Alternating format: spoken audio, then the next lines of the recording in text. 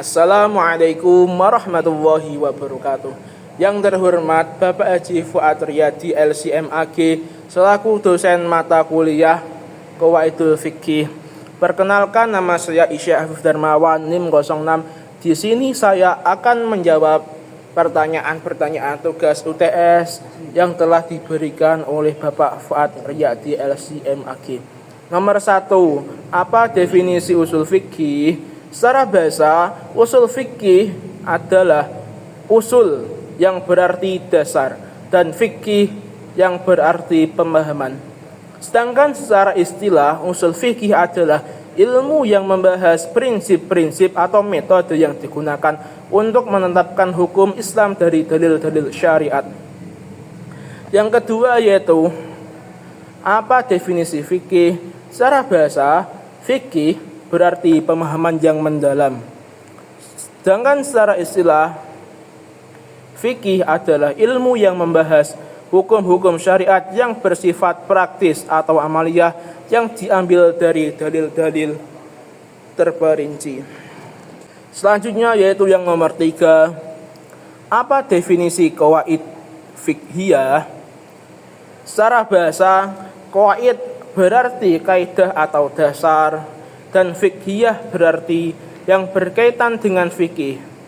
Jadi, secara bahasa, qawaid fiqhiyah adalah kaidah-kaidah dalam fikih. Sedangkan secara istilah, qawaid fiqhiyah adalah rumusan hukum yang bersifat umum atau universal yang digunakan untuk menetapkan hukum dalam banyak kasus fikih tanpa harus mengakali ulang dalil satu persatu. Kaidah ini berfungsi sebagai pedoman yang memudahkan dalam memahami dan menerapkan hukum Islam. Nomor 4 yaitu, apa perbedaan usul fikih, dan qawaidul fiqhiyah? Sertakan contohnya. Usul fikih yaitu membahas mengenai cara atau langkah-langkah menemukan hukum dari dalil. Contoh, perintah menunjukkan wajib. Al-umru lil wujub. Misal, yaitu perintah sholat berarti kewajiban. Sedangkan fikih yaitu hasil hukum yang diterapkan dalam kehidupan sehari-hari. Contoh, pernikahan bagi yang mampu hukumnya sunnah. Sedangkan qawaidul fiqhiyah adalah kaidah umum yang mempermudah penerapan hukum dalam berbagai situasi. Contoh, kaidah pokok dalam qawaidul fiqhiyah yaitu al-umru bimaqasidiha. Setiap perbuatan tergantung pada niatnya. Misalnya, sedekah yang dilakukan untuk pamer tidak mendapatkan pahala. Selanjutnya yang nomor 5 yaitu, apa yang Anda ketahui dari qawaidul fiqhiyah? Dan berikan contohnya. Kaidah yang pertama yaitu al-umru bimaqasidiha. Segala sesuatu tergantung pada niatnya. Al-umru bimaqasidiha adalah perbuatan dinilai berdasarkan niat atau tujuan pelakunya. Berikut adalah dasar dalil dari Al-Quran dan Al-Hadis. Dari Al-Quran ada pada Al-Bayyinah ayat 5 yang berbunyi, wa ma umiru illa liya'budullaha mukhlishina lahuddin, yang artinya mereka tidak diperintahkan kecuali agar beribadah kepada Allah dengan memurnikan niatnya. Dari hadis itu, hadis innamal a'maru binniyat, sesungguhnya amal perbuatan tergantung pada niatnya. Hadis riwayat Bukhari Muslim. Makna dalil al-umru bimaqasidiha yaitu niat menentukan sah atau tidaknya suatu amal, dan niat berfungsi untuk membedakan antara ibadah satu dengan lainnya. Misal sholat wajib dan sholat sunnah. Selanjutnya yaitu contoh dalam hukum keluarga Islam. Seorang suami yang mengucapkan kata cerai kepada istrinya karena bercanda atau marah tanpa niat serius tetap dianggap jatuh talak jika ucapannya jelas.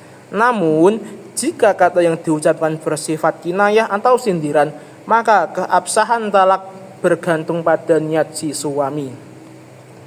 Kaidah kedua yaitu al-yaqinu la yuzadu bisyak. Keyakinan tidak hilang karena ragu. Al-yaqinu la yuzadu bisyak adalah sesuatu yang sudah diyakini tidak gugur hanya karena keraguan. Dasar dalilnya yaitu dari Al-Quran surat Yunus ayat 36 yang berbunyi inna dhanna la yughni minal haqqi syai'a, yang artinya sangkaan tidak berguna sedikit pun terhadap kebenaran. Dari hadis itu da' ma yurika illa ma la yurik, yang artinya tinggalkan yang meragukan, ambil yang tidak meragukan. Hadis riwayat An-Nasa'i. Makna dalil dari kaidah al-yaqinu la yuzalu bisyak yaitu keputusan hukum tidak boleh didasarkan pada prasangka. Kaidah ini menjadi landasan penting dalam menetapkan hukum agar keputusan tidak diambil berdasarkan prasangka atau dugaan tanpa kepastian. Selanjutnya yaitu contoh dalam hukum keluarga Islam. Jika seorang suami hilang dan belum ada bukti kematian, maka hukum asalnya masih hidup dan istri tidak boleh menikah lagi sampai ada kepastian hukum yakin tentang kematian si suami. Selanjutnya yaitu kaidah ketiga yaitu al-masyaqqatu tajlibu taisir, kesulitan mendatangkan kemudahan. Mempunyai definisi yaitu saat ada kesulitan menjalankan hukum, syariat memberi keringanan. Kaidah tersebut mempunyai dasar dalil dari Al-Quran dan As-Sunnah atau hadis. Yang pertama yaitu dari Al-Quran surat Al-Baqarah ayat 185 yang mempunyai arti Allah menghendaki kemudahan bagimu dan tidak menghendaki kesulitan. Selanjutnya yang kedua itu dari hadis riwayat Bukhari yang artinya sesungguhnya agama itu mudah. Selanjutnya yaitu makna dalil kaidah al-masyaqqatu tajlibu taisir. Hukum syariat dapat disesuaikan atau diringankan jika pelaksananya menimbulkan kesulitan yang di luar batas kemampuan manusia.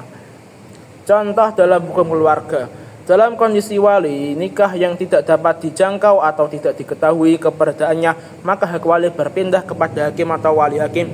Ini bentuk taisir agar akad nikah tetap bisa dilaksanakan tanpa melanggar syariat.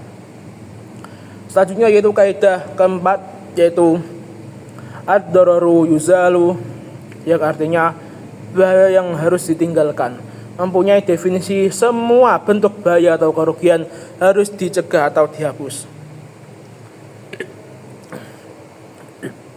Dasar dalil kaidah ini yaitu Al-Quran surat Al-A'raf ayat 56 yang artinya janganlah membuat kerusakan di bumi setelah diperbaiki. Dari hadis yaitu la dararu la dirara wala dirara, tidak boleh membahayakan diri sendiri maupun orang lain.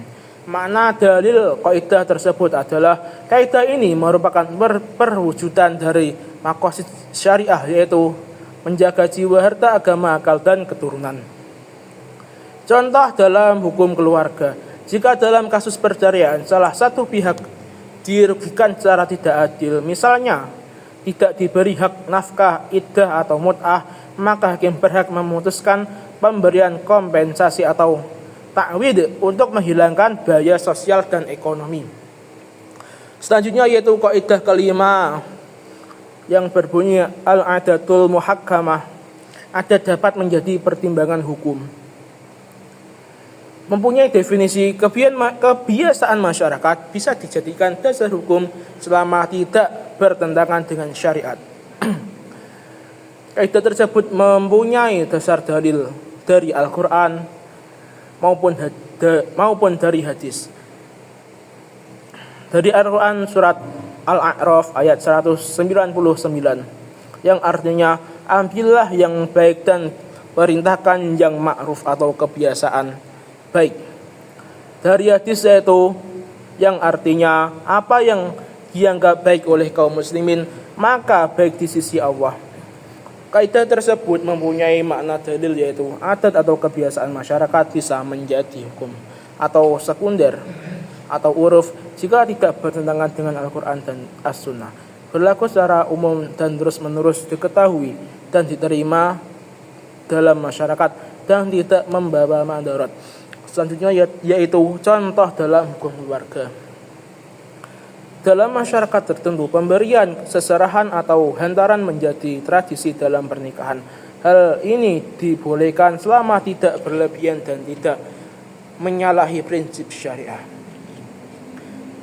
Demikian dari saya. Apabila ada kesalahan kata yang tidak berkenan di hati panjenengan semua, saya minta maaf yang sebesar-besarnya. Wabillahi taufiq wal hidayah. Assalamualaikum warahmatullahi wabarakatuh.